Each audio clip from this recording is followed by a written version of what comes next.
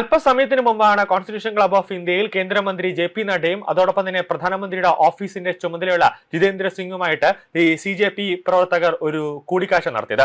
അതിൽ അവർ ഉന്നയിച്ച കാര്യമെന്ന് പറയുന്നത്, ഒന്ന് CJPയുടെ പേരിലുള്ള, അതായത് CJP പ്രവർത്തകരുടെ പേരിൽ ഡൽഹി പോലീസ് എടുത്ത കേസുകളെല്ലാം തന്നെ പിൻവലിക്കുക. കൂടാതെ കേന്ദ്ര സർക്കാർ ഇന്നലെ പറഞ്ഞു പാസ്പോർട്ട് അടക്കം കണ്ടുകെട്ടും എന്ന് പറഞ്ഞിട്ടുണ്ട്, അതൊക്കെ റദ്ദാക്കുമെന്ന് പറഞ്ഞിട്ടുണ്ട്. അതിലൊക്കെ ഒരു വിട്ടുവീഴ്ച വരുത്തുക എന്നുള്ള ഒരു ആവശ്യമാണ് ഇവർ ഉന്നയിച്ചത്. കൂടാതെ കേന്ദ്ര വിദ്യാഭ്യാസ മന്ത്രി ധർമ്മേന്ദ്ര പ്രധാന്റെ രാജി, കൂടാതെ ഈ നീറ്റ് പരീക്ഷയിൽ ആത്മഹത്യ ചെയ്ത വിദ്യാർത്ഥികൾക്ക് നഷ്ടപരിഹാരം നൽകണമെന്ന കാര്യം, ഈ നഷ്ടപരിഹാരം നൽകണമെന്ന കാര്യം തുടക്കം മുതൽ തന്നെ കേന്ദ്ര സർക്കാർ അനുകൂലമായ ഒരു നിലപാടെടുത്തിരുന്നു. അതിലൊരു ശാശ്വതമായ ഒരു പരിഹാരം കാണാം. അത് CBI അന്വേഷണം എല്ലാം കഴിഞ്ഞ് വ്യക്തമായ റിപ്പോർട്ട് എത്തിയ ഉടൻ തന്നെ ആ മരിച്ച കുട്ടികൾക്ക്, അതായത് ആത്മഹത്യ ചെയ്ത കുട്ടികൾക്ക് ഒരു നഷ്ടപരിഹാരം നൽകാമെന്ന് കേന്ദ്ര സർക്കാർ പറഞ്ഞ ഒരു പ്രധാനപ്പെട്ട കാര്യം അന്ന് തുടക്കം മുതൽ തന്നെ നരേന്ദ്രമോദിയും അമിത്ഷായും അടക്കമുള്ളവർ പറഞ്ഞതാണ്.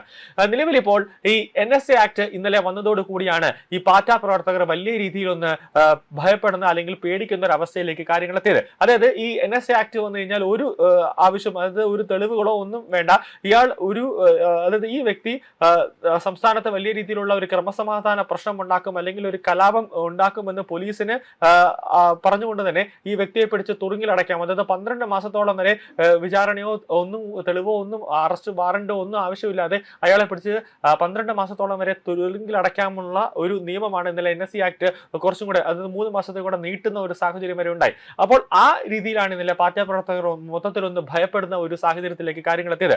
അങ്ങനെയാണ് ഇന്നലെ രാത്രിയൊക്കെ കേന്ദ്രമന്ത്രികളടക്കം ഒരു പ്രതിഷേധ സമരം നടത്താനായിട്ട് പാർട്ടി പ്രവർത്തകർ ഒരു നീക്കം നടത്തായിരുന്നു. ഈ NSA ആക്ട് വന്നതോടു കൂടിയാണ് അതെല്ലാം തന്നെ വേണ്ട എന്ന് വിചാരിച്ച് ഉപേക്ഷിക്കുന്ന ഒരു തരത്തിലേക്ക് കാര്യങ്ങൾ എത്തിയത്. കേന്ദ്രമന്ത്രി ജെ.പി. നഡ്ഡയുമായും രണ്ടാം ഘട്ട ചർച്ചകൾ നടക്കുന്നതിനിടെ വിദ്യാഭ്യാസ മന്ത്രി ധർമ്മേന്ദ്ര പ്രധാൻ രാജിവെക്കണമെന്ന ആവശ്യത്തിൽ ഒരു വിട്ടുവീഴ്ചയുമില്ല എന്നാണ് കോക്രോച്ച് ജനതാ പാർട്ടി പറയുന്നത്. എന്നാൽ ഈ ധർമ്മേന്ദ്ര പ്രധാന്റെ രാജിയുമായി ബന്ധപ്പെട്ട കാര്യങ്ങളിൽ നാളെ ഒരു അന്തിമ തീരുമാനം കേന്ദ്ര സർക്കാർ പറയാമെന്നാണ് ജെ.പി. നഡ്ഡയും അതോടൊപ്പം തന്നെ ജിതേന്ദ്രൻ പറഞ്ഞിരിക്കുന്നത്. അതായത് ഈ ജെ.പി.